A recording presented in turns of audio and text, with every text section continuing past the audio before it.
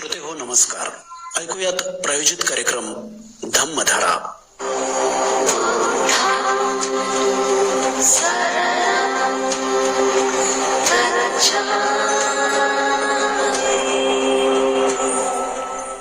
आपण ऐकत आहात रेडिओ मराठवाड्याचं प्रसारण. श्रोते हो, आता प्रसारित करीत आहोत 69व्या धम्मचक्र प्रवर्तन दिनानिमित्त विशेष कार्यक्रम धम्मधारा.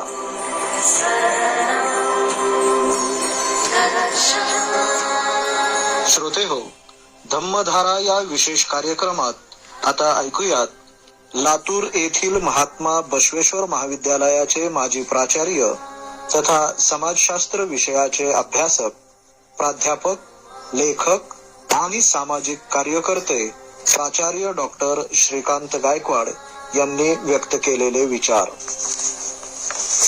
मी प्राचार्य डॉक्टर श्रीकांत गायकवाड, धम्मचक्र प्रवर्तन दिन, शांत क्रांतीचा दीपस्तंभ या अनुषंगाने आपल्याशी संवाद साधण्यासाठी उपस्थित आहे. बौद्ध उपासक आणि उपासिकांनो, आज आपण एका ऐतिहासिक आणि प्रेरणादायी प्रसंगाचे स्मरण करण्यासाठी उपस्थित झालो आहोत. तो दिवस म्हणजे धम्मचक्र प्रवर्तन दिन होय. याच दिवशी 14 ऑक्टोबर 1956 रोजी नागपूरच्या दीक्षाभूमीवर डॉक्टर बाबासाहेब आंबेडकरांनी लाखो अनुयायासह बौद्ध धम्माची दीक्षा घेतली आणि समाजाला नवजीवनाची दिशा दिली. हा क्षण होता स्वाभिमानाच्या शांत क्रांतीचा. यामुळे शतकानुशतके अस्पृश्यतेच्या बेड्यांनी जखडलेल्या लोकांच्या डोळ्यात आशेचा नवा प्रकाश फुलला. बुद्ध धम्म आणि संघ यांना शरणागत होत डॉक्टर बाबासाहेब आंबेडकरांनी प्रज्ञा, करुणा आणि समतेवर आधारलेला जीवन मार्ग आपल्यासाठी दिला. त्यांनी घेतलेल्या पंचशील प्रतिज्ञा म्हणजे मी प्राणी हत्या करणार नाही, मी चोरी करणार नाही, मी असत्य बोलणार नाही, दुराचार करणार नाही, मद्यपान करणार नाही, या प्रतिज्ञा नव्या जीवन दृष्टिकोनाच्या प्रेरणा ठरतात. इतिहासकारांनी या घटनेला शांत क्रांती असे म्हटले आहे, कारण या ऐतिहासिक घटनेमुळे एकही थेंब रक्त न सांडता लाखो लोकांच्या जीवनात परिवर्तन घडून येण्याला सुरुवात झाली. मित्र हो, धम्मचक्र प्रवर्तन दिन म्हणजे समाजाला दिलेली नवी जीवन वाट होय. संविधानाद्वारे मिळालेली समानता बाबासाहेबांनी धम्माच्या शिकवणीने अधिक दृढ केली.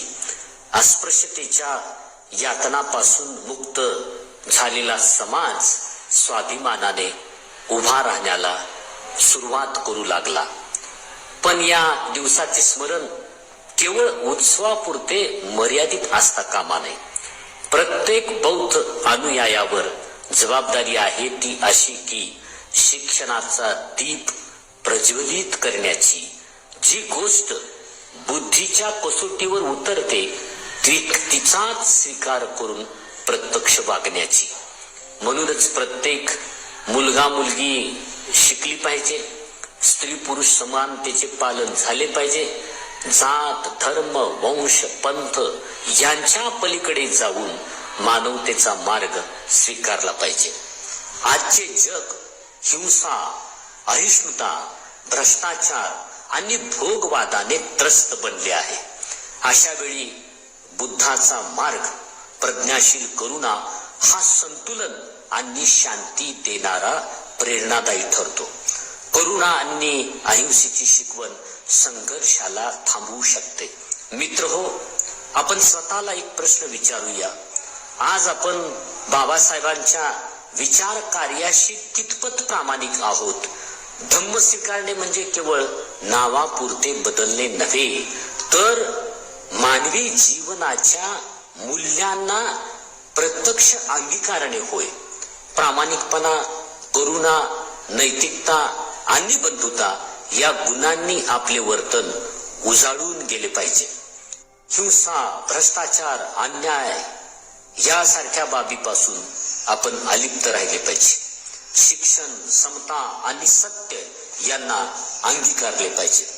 जर प्रत्येक अनुयायी स्वतः प्रकाशमान झाला, बुद्धिमान बनला, तर समाजात उजेड आपोआपच पसरेल. धम्म म्हणजे दीप होय. स्वतःमध्ये प्रज्वलित होऊन इतरांच्या जीवनात प्रकाश पसरवणे हीच खरी सक्रिय प्रेरणा आहे. उपासक आणि उपासिकांनो, धम्मचक्र प्रवर्तन दिन आपल्याला शिकवतो की शांततेतून क्रांती घडवता येऊ शकते, शिक्षणातून प्रगती साधता येते आणि धम्मातून समानता रुजवता येते. या ऐतिहासिक प्रेरणादायी दिवशी आपण सर्वांनी प्रतिज्ञा करूया, बुद्धं शरणं गच्छामि, धम्मं शरणं गच्छामि, संघं शरणं गच्छामि. आपल्या जीवनाला करुणेचा, प्रज्ञेचा आणि बंधुतेचा दीप बनवूया. धम्माचा दीप पेटवा, स्वतः प्रकाशमान व्हा आणि इतरांना प्रकाशमान होण्यास प्रवृत्त करा. समाजालाही प्रकाश द्या. खरा धर्म हा आपल्या व्यक्तिगत विकासासोबत समाजाच्या विकासाचा विचार करणारा असतो. धम्मचक्र प्रवर्तन दिनाचा आज जो संदेश आहे तो अत्यंत महत्वपूर्ण ठरणारा आहे. धम्माचा दीप पेटवा, मानवतेचा मार्ग स्वीकारा, हा संदेश देऊन मी माझ्या बोलक्या शब्दांना पूर्ण विराम देतो आणि येथे थांबतो. श्रोते हो, आत्ताच आपण 69व्या धम्मचक्र प्रवर्तन दिनानिमित्त प्रसारित करण्यात आलेला विशेष कार्यक्रम धम्मधारा ऐकलात. आजच्या धम्मधारा या विशेष कार्यक्रमामधून आपण ऐकलेत लातूर येथील महात्मा बसवेश्वर महाविद्यालयाचे माजी प्राचार्य डॉक्टर श्रीकांत गायकवाड यांनी व्यक्त केलेले विचार. याबरोबरच आजचा विशेष कार्यक्रम धम्मधारा समाप्त होत आहे.